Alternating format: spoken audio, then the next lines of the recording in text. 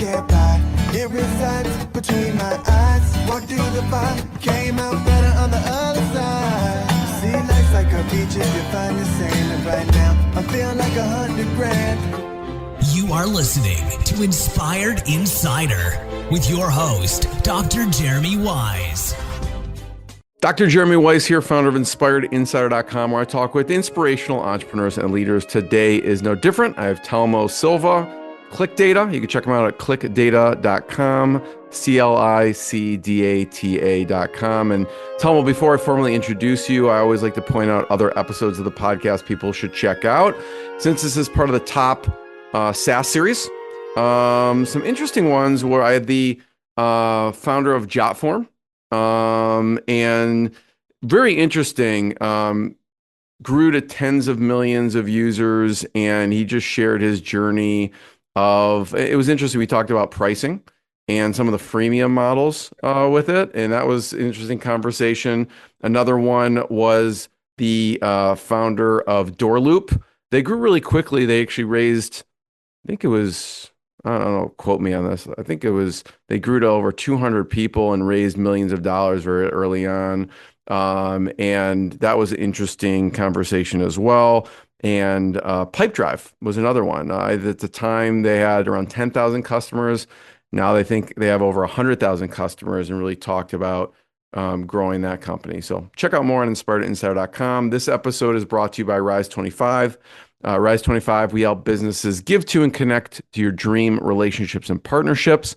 We do this in two ways. One, we're an easy button for a company to launch and run a podcast. We do the strategy, the accountability, and the full execution and production behind the scenes. Number two, we're an easy button for companies gifting. So we make gifting and staying top of mind. It could be for clients, partners, prospects, staff. You give us a list of addresses and we do everything else. And we set up a campaign. So it's not like one gift. It's usually, a gift every 3 to 4 months for 4 years, right? So I love doing it. For me, the number one thing in my life is relationships. And I always look at ways to give to my best relationships. And I found no better way over the past decade to profile the people and companies I admire and send them sweet treats in the mail. So you can check it out at rise25.com or support@rise25.com. You can email us there. And by the way, today's episode is part of the sponsored series brought to you by ClicData. I'm excited to introduce Telmo Silva, CEO and founder of ClicData. And ClicData is a modern data platform made for data people. And what you can do with it is you can connect data from everywhere. They have over 500 plus intelligent database storage and API connectors, and you're able to connect to anything. And he brings 25 plus years of experience in technology and business. He was former VP of services and global IT manager at a top 10 pharmaceutical company. And he saw how complex business intelligence tools were, and they often failed to deliver the long-term value. And this sparked the creation, the idea behind ClicData. So Telmo, thanks for joining me. Thank you for having me. This is great. Thank you. I'm going to share my screen. So if you're listening to the audio, there is a video portion, but just tell us about ClicData and what you do. So I'm the CEO and founder of ClicData. We created ClicData about 2008 to exactly solve that problem. My experience was that, we would spend a lot of time implementing $1 million systems with consulting companies and kind of implementing data warehouses, data lakes, et cetera, just to arrive at the boardroom or at the meeting and everybody pulls out their Excel. And I thought there's something here that's not clicking, right? And reporting. What were you trying to do with connecting the data at the time? For the pharmaceutical at the time, we were not actually doing any specific work. We were working on very specific projects with customers. Mainly, we're working with pharmaceutical companies, trying to sift through all their data and trying to make sense of it. So I was working more on the analytics side, but that work kind of led me to think, well, these guys can do it because they have a lot of resources, to both human and financial, to put in place these incredible systems and these data warehouses and all these equipment. But what happens to the medium, small size business?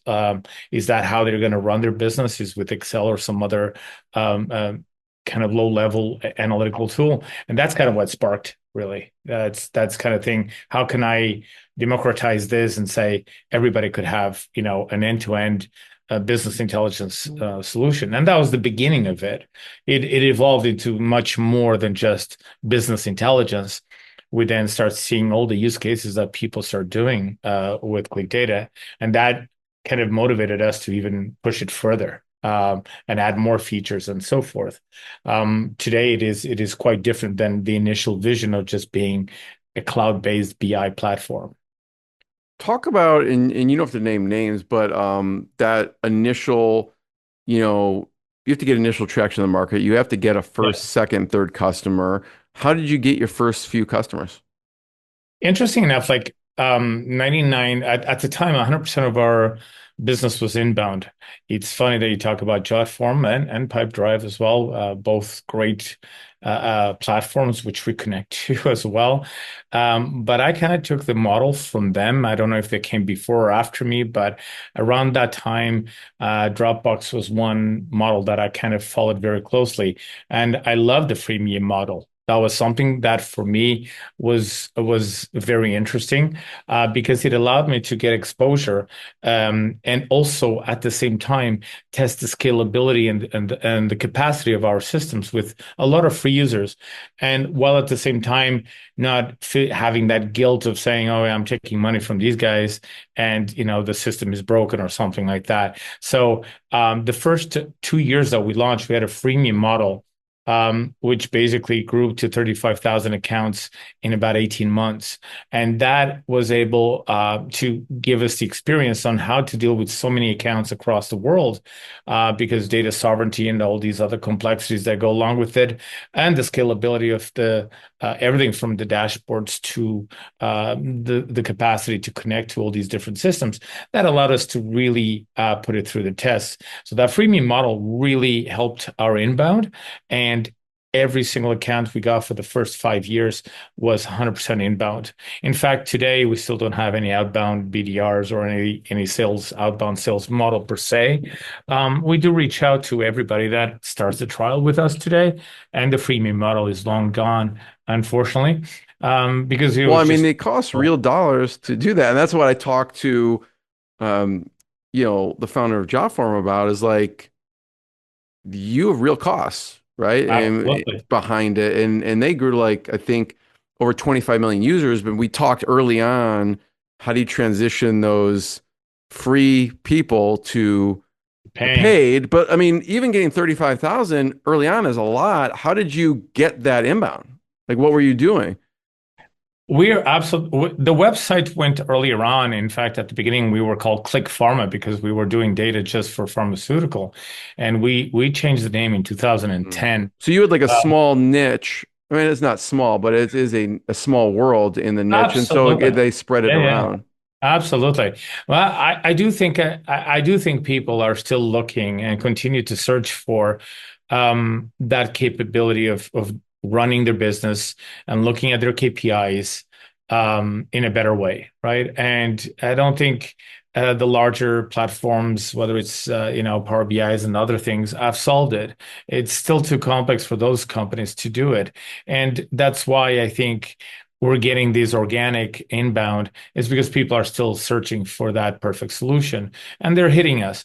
Now, we don't have the marketing dollars that other companies do, but through the freemium and through just the organic, we're getting enough inbound to that. At the beginning, I was actually quite surprised how many companies start reaching us organically.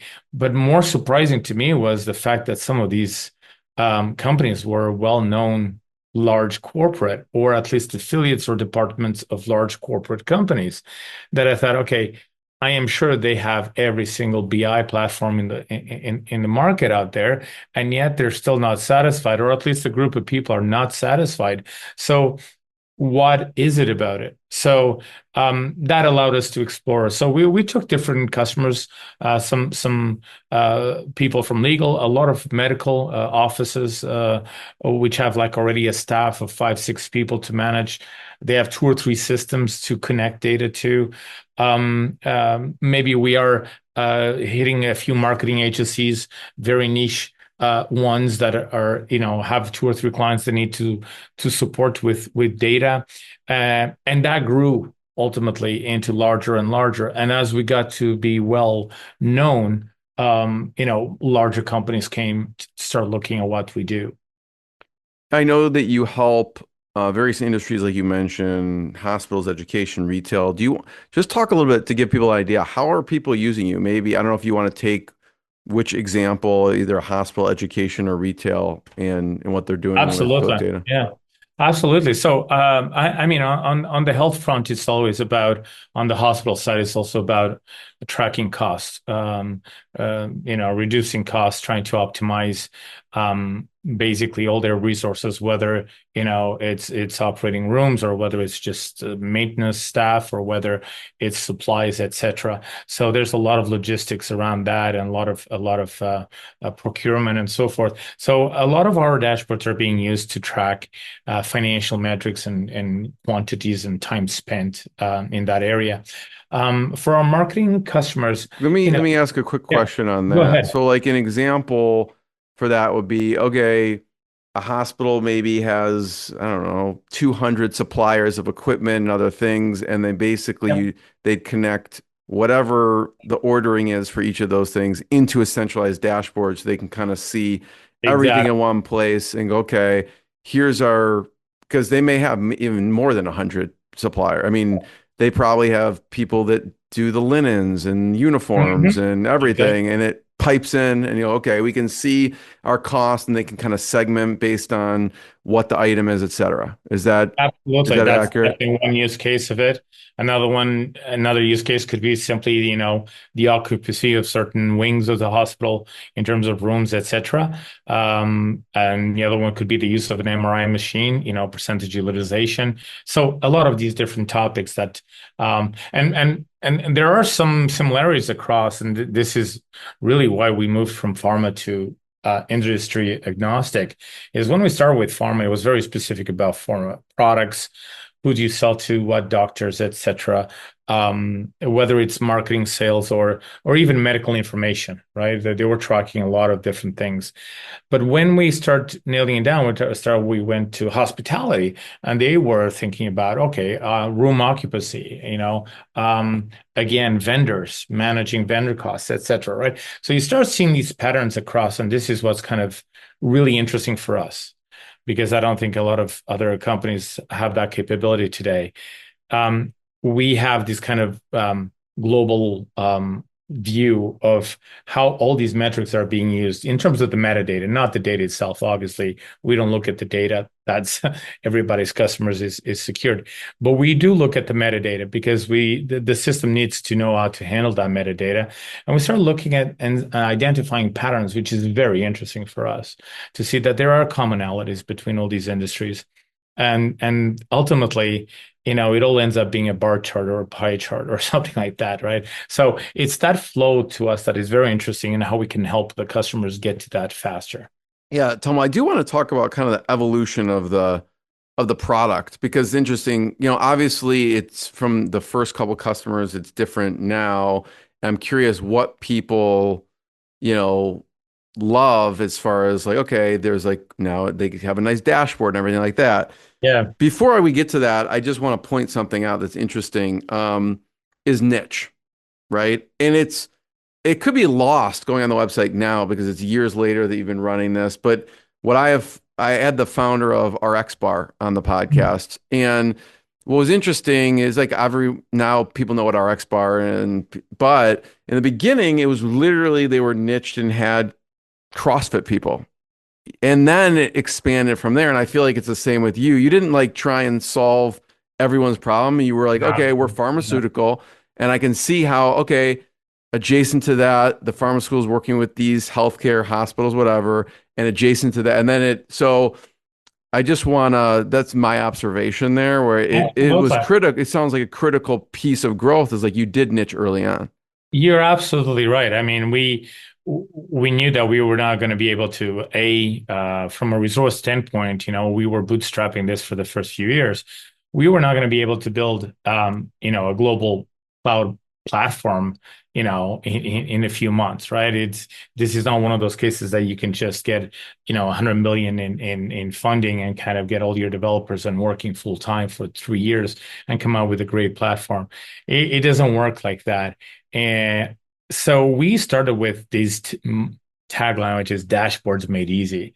We focused these dashboards made easy, and you went along with our freemium model, and you went along with that ability to say connect, clean up your data, and visualize your data. That was it. That was a simple 3-step, right? You have I could see how that's sticky too if they're using the dashboard and you get them using it, and then at least free, and like, oh, you want to add these other things, then right, all of a sudden you're exactly. like, wait, I need to connect these two other things. Oh, you only I don't know how you transition, but I could see, oh, you So make one yeah, connection, but they have 17 connections. You're like, oh, now I got right. to pay for this thing. Exactly. So we thought, okay, well, that's fine. You can connect this data, Excels, and things like that. And then we tied it in with, if there's a user that is paying for Pipedrive as opposed to paying for Salesforce, those are two different, bills that the customer will be paying for. And in both cases, you have a customer on one side that has Pipedrive and he wants to connect to ClicData. Well, we know we're not going to be able to charge him for that connector for Pipedrive the same way that we would be able to charge a Salesforce connector, right? So we start making differences in terms of the connectors, right? If you have already a data warehouse, most likely means that you already have, an IT infrastructure in place that hosts that data. So we start kind of pricing things appropriately for the customers that will take more advantage of it and that have more data typically, right? The data volume was a big one because we are hosting their data. We are centralizing their data, and that allows them to do amazing things with it. But it's huge cost, as you said. We are hosting it. We're responsible for it. We have to back it up. We have to secure it. We have all these, infrastructure concerns around it. So they should be paying more than somebody that has, less data in there, or at least less important data potentially. So, so that enables us. And then we start seeing things like people were building incredible things with the dashboard, where we thought the dashboard being a one-way medium, where we have data and we're now showing the end user their data in charts, in graphics, in tables.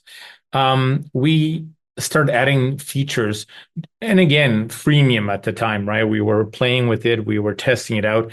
That actually allows them to input data, to actually store data via the dashboard, start typing into the dashboard so that it says and does stuff, and buttons, and now we start thinking, okay, it's a two-way medium now, and what people start doing with it was incredible. Like, well, we had a perfume company in France do a mobile application with our dashboards.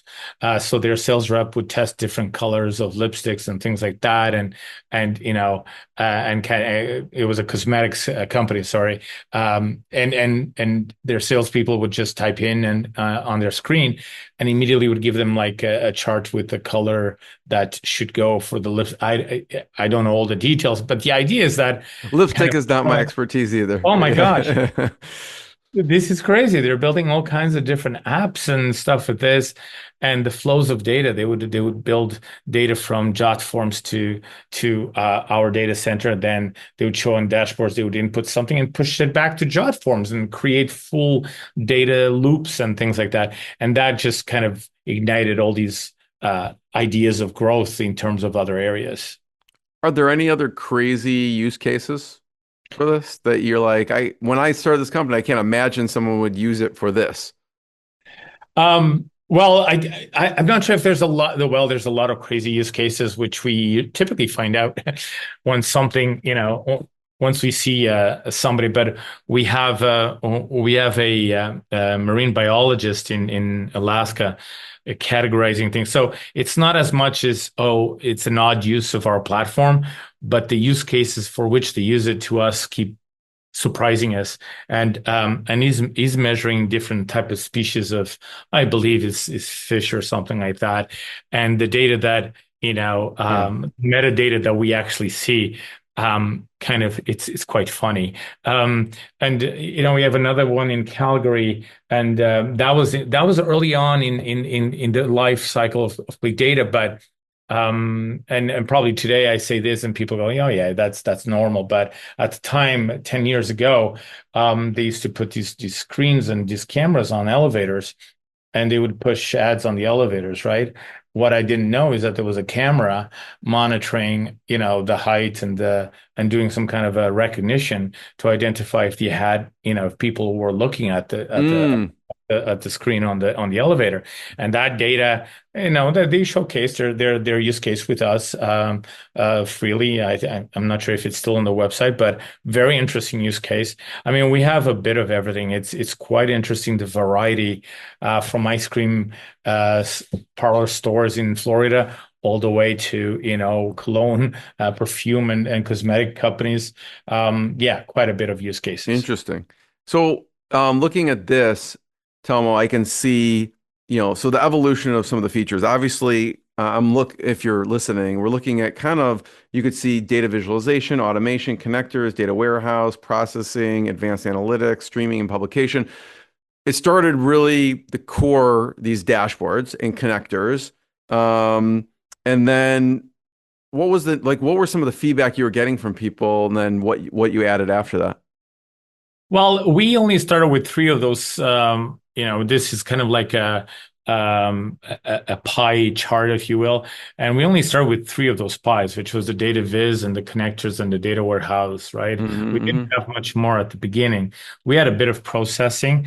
So the processing was the first one to kind of be transformed radically, where we thought, okay, people can, transform their data, clean their data is important, of course.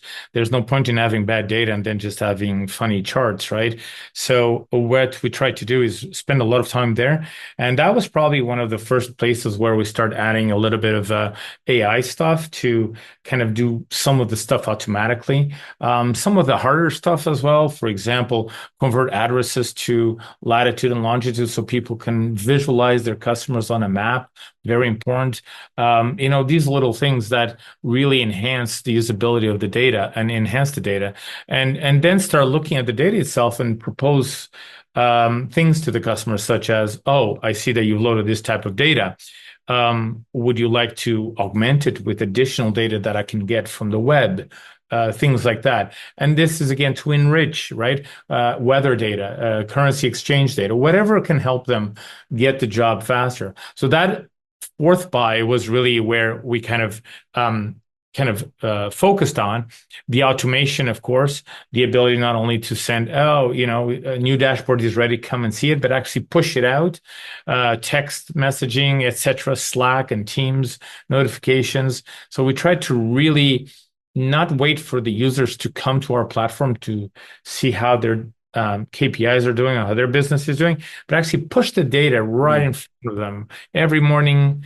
Monday morning, you get a little email with a little nice dashboard on the email plastered on saying, okay, this is how you're doing today, And I think that was something of the stuff that we started doing early on, because we start seeing, we got into other things like descriptive analytics, so that we described the charts for the customers and described their data to them. We started getting into pushing the data out. We felt that the customers maybe felt locked in by bringing the data into us, which we thought was a positive thing, because, for example, some of these customers were using Facebook and LinkedIn. And at the beginning, it was like the Wild West, right? LinkedIn was holding your data, no problem, for months and years on end, and you could get to your data anytime. And then little by little, they started reducing how much data you could actually siphon out using the APIs. So it used to be 4 years, 5 years. Now it's like 3 years, 2 years. I think it's down to 2 years or 18 months. It's a 1 hour. Exactly. Now you have to pay them money to get to your own data, right? So with our system, you could actually kind of bring the data in every day, a little bit at a time, and you'll build your history in ClicData. But even there, we thought, maybe they don't feel, comfortable with that. Maybe they want a way to push this out. So we built Data Stream, which is the ability to not only pull data in, But now with data stream, we can push data out and stream data out to other systems, not only dashboards, but actually the raw data or some sort of a modified data. And now these days we're very much into AI and Python and things like that. And again, some of these customers of ours have evolved into that naturally. They have data analysts on board and they want more. So the platform really evolved with the customers over the time. Yeah, I'm looking, if you're looking at the video, I just, they have a really cool, if you go to the different connectors, this is where I'm at here, the connectors page, and you can kind of see all different connectors and each of them lead to the page. And I just think it's interesting to see how other people are using these things. And you have like a page that shows benefits of, with the LinkedIn connections and the metrics and sample dashboards. And then I also like, okay, if you used LinkedIn, then other people use the YouTube and Facebook and Instagram connectors. It's kind of like Amazon for connectors. Like, okay, if you like this, most people also bought this, Right. right? Right. One cool thing that we're trying to do, and this is potentially one of the hardest thing is you saw there was some dashboards as well that you could build for LinkedIn, right? Yeah. You can click on them and they'll actually take you to the dashboard Mm. itself. And these are templates that our data analysts have over time kind of say, this would be a great dashboard, or this is a starting template that if a customer asks me for this, I would start here, show this to them, and then from here kind of tune it up to their likes and so forth, right? And these are actually live dashboards. So if you click on this, you'll actually see a live data, like it what we call a live link, which is basically a live dashboard with data behind it, where you can filter and click on it and things like that. So this Is is this what your this is LinkedIn our or so? platform. This This is is our yours, platform. Yeah, right? this is the platform at work. This is not a website. This is data. This is not our LinkedIn. Oh, okay. I I didn't know if it wish. was connecting Sorry. to yours. Yeah. I wish I had 39,000 followers. But no, After no, this interview, you'll be there. never know, right?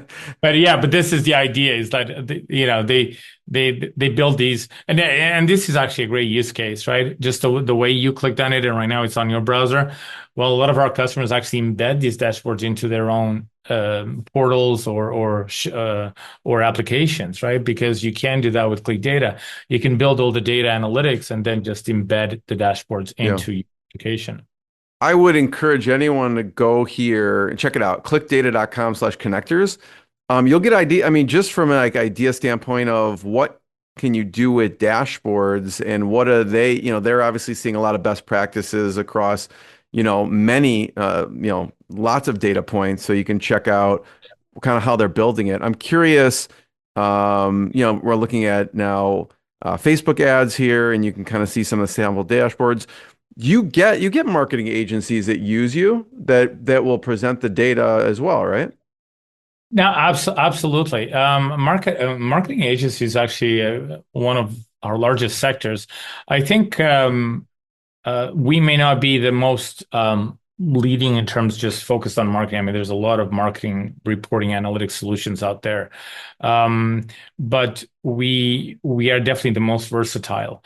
And there are times that these agencies are faced with multiple clients, and the workload in maintaining multiple clients' dashboards and analytics and keeping them updated on their campaigns on their effort is sometimes too much for them. So I think this is I where mean, we people also want to show their clients results. It's like, okay, it's a way to do that, I imagine. absolutely. And not only that, but it can be white labeled as well, right? So these marketing agencies, as with many other consulting companies, can actually tailor ClicData and rebrand the whole thing with their brand, right? So their customers will now feel that this is something specific, a value added that their marketing agency or their PR agency is doing for them.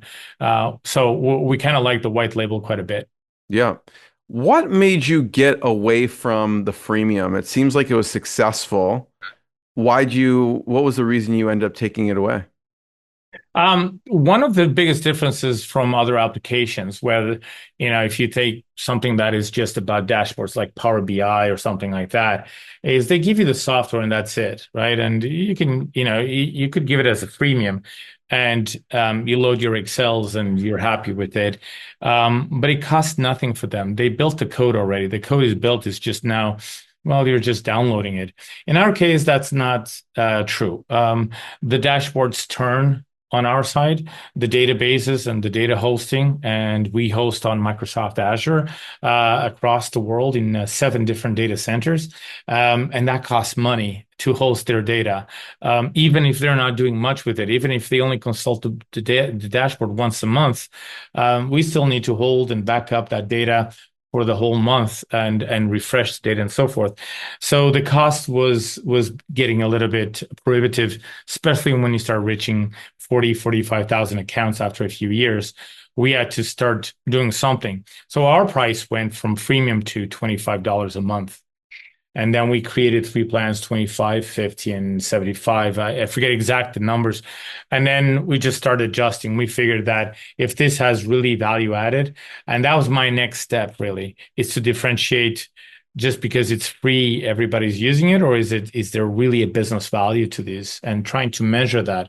So we started little by little, 25 for certain types of connectors, 50 for others, and try to gauge a little bit what the pricing point is. As we added more features and obviously costs going up, it's been quite 17 years now since we first launched this, or a bit less, 15. But still, it was that the cost mainly. There was the support as well, right? There's a support cost to this. We offer an in-app chat on our platform. That means that anybody could just ask a question of one of our data analysts and say, why is my dashboard broken? How can I do this? And that's staff, right? So having staff for paying customers versus non-paying customers. So we started differentiating things, but Yeah. even support tickets is a tough thing, which I believe is a challenge for anybody that offers freemium, right? Yeah, I agree. I mean, I think I've thought about it. Obviously, I don't know if most customers, consumers do, but I'll go to a site. Maybe it's an app. Maybe it costs, I don't know, 20 or $30 a month. And I'm thinking 2 support tickets from someone, like you've just lost that money. I mean, it's real cost. People answering Exactly. support. So I almost feel bad putting support in. I'm like, I don't want to like I want the business to thrive and make money. So but it's a real cost there, even for Yeah. not free, right? Even if it's $30 a month, right? And someone's Yeah, asking there is questions.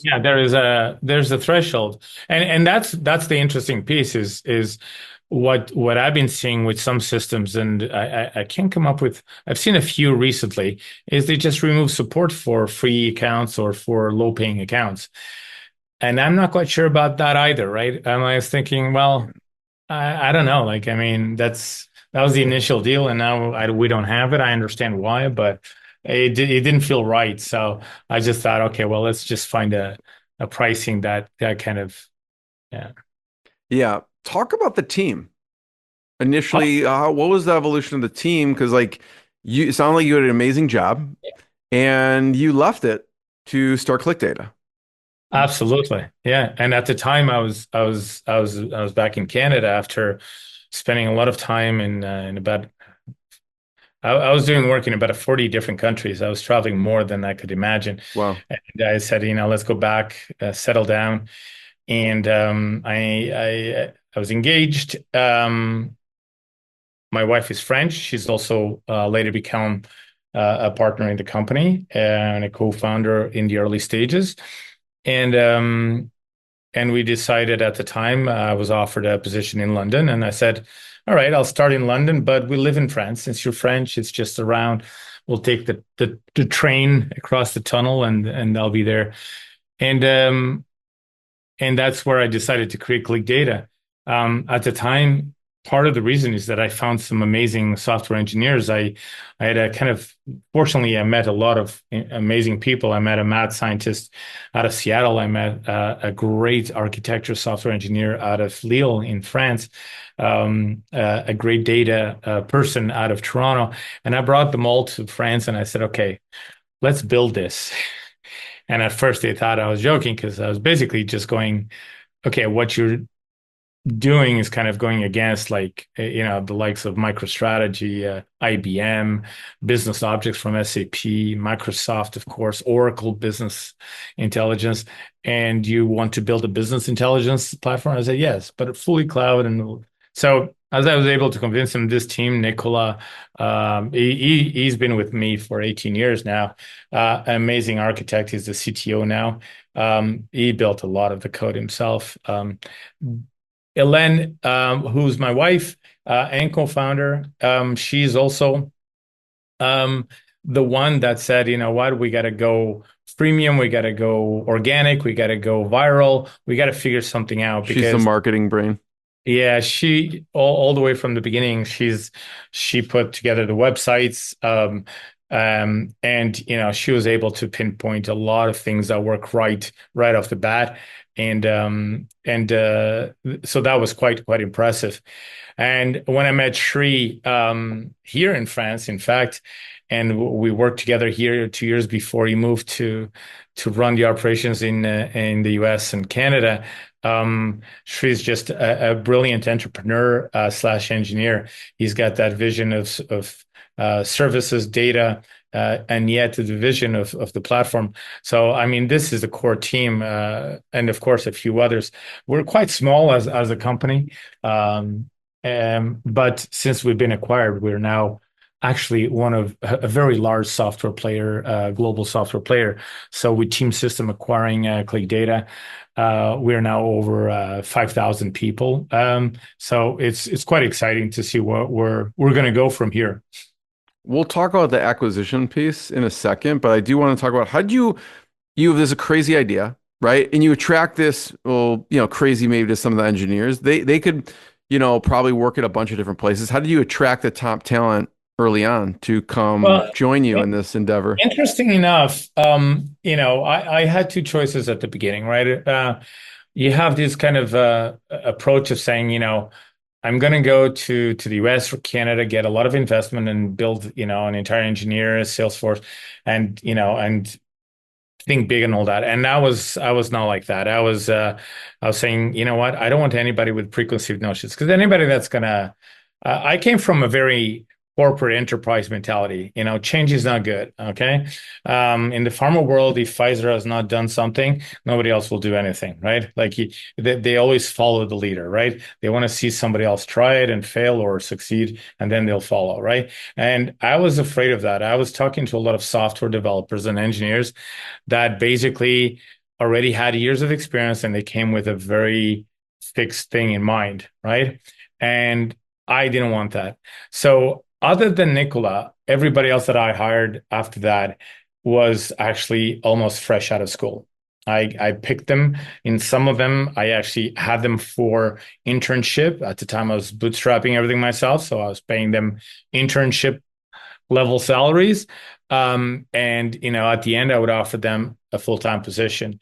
And at the beginning, I was teaching them, I was telling them how to do things, and then they kind of flipped around and start doing the other way, which is basically just doing it themselves and kind of evolving, but already with that vision and no preconceived notions of how to code, how to architecture, how to do this, right?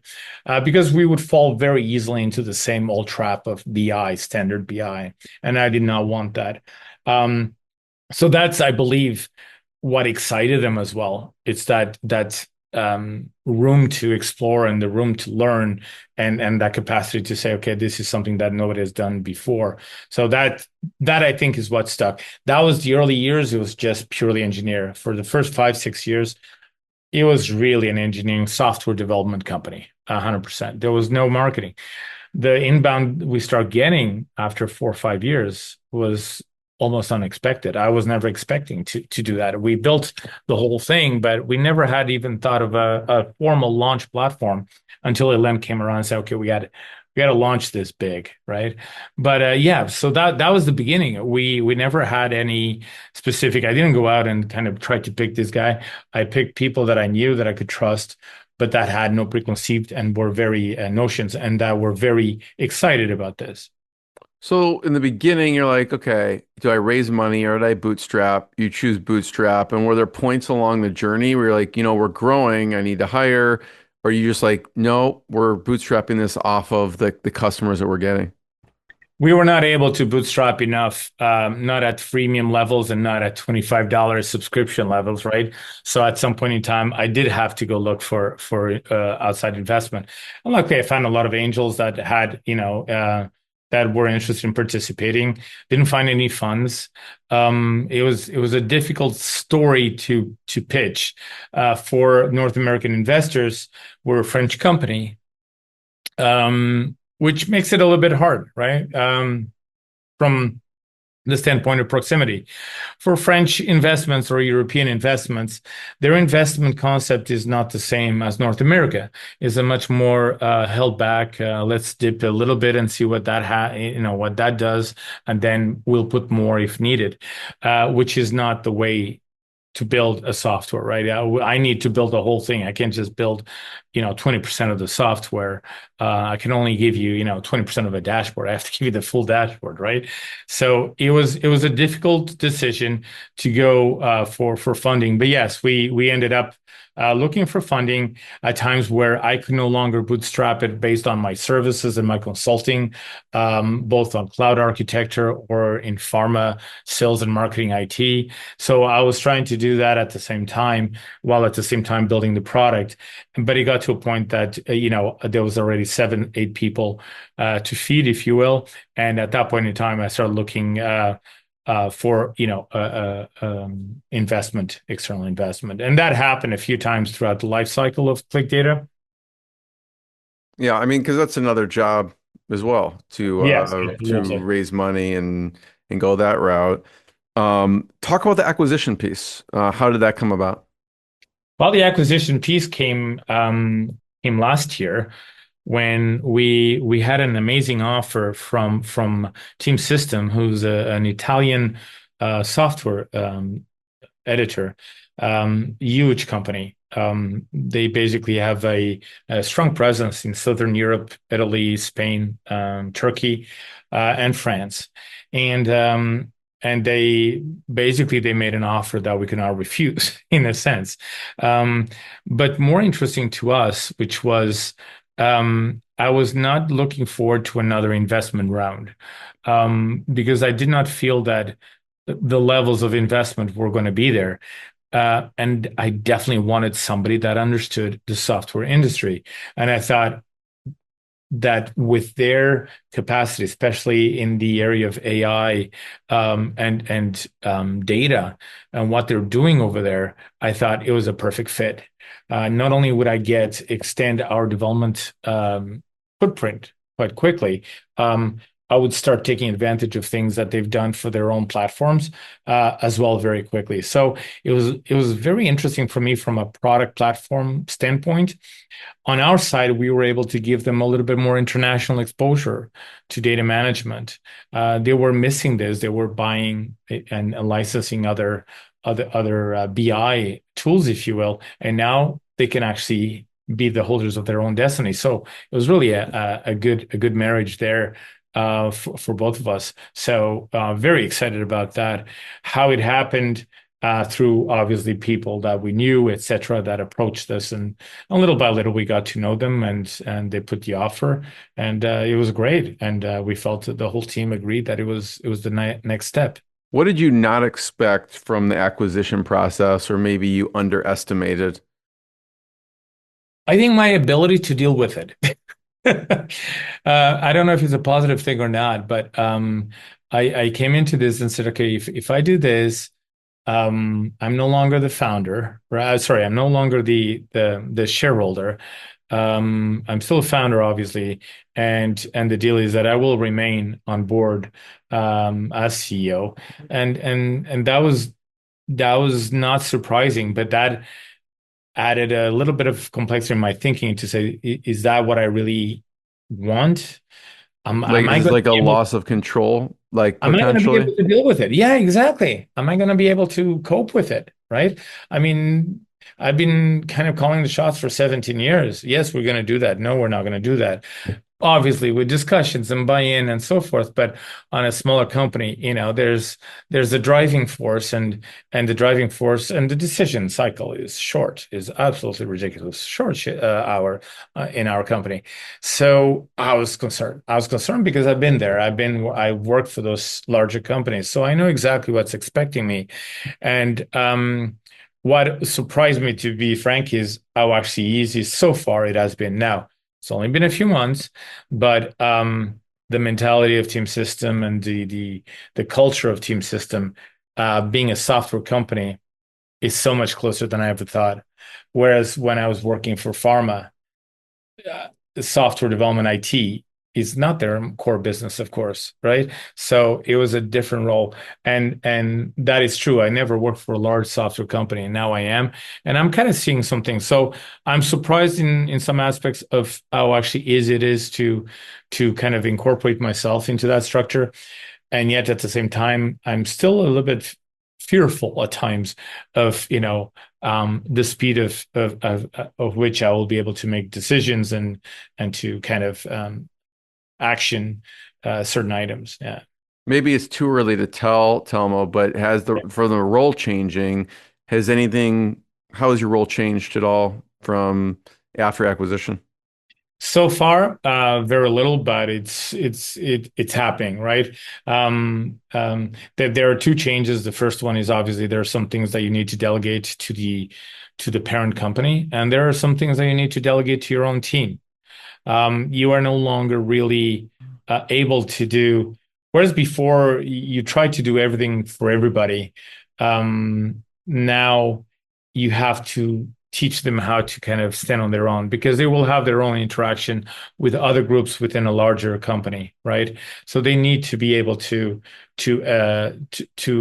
perform and to operate within that. So now what I'm actually trying to do is, in a sense, train my teams to be more independent from me than ever.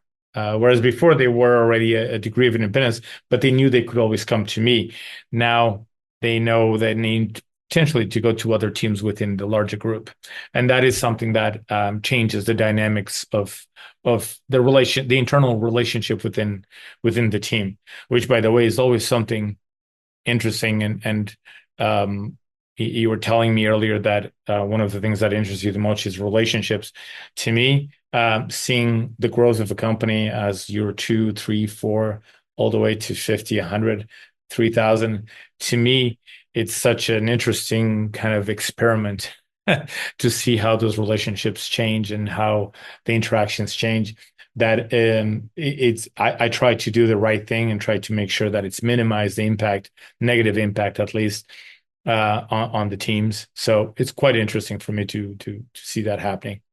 Yeah, first of all, Telmo, I want to thank you for sharing the story and the journey and your lessons along the way. It's been really valuable. I want to encourage people to check out clickdata.com. And for me, check out clickdata.com/connectors. I find it fascinating. And each one, like we use ActiveCampaign and some of these other tools, just to click on them and play around with some of the live dashboards and what you could actually do with ClickData with those specific tools. I think that's really cool. So I just want to be the first one to thank you. Everyone check out more episodes of the podcast, check out ClickData, and we'll see everyone next time. Thanks, Telmo. Thank you very much. What I got, you can't buy. It resides between my eyes. Walked through the fire, came out better on the other side. See, life's like a beach if you find the sailing right now. I'm feeling like 100 grand.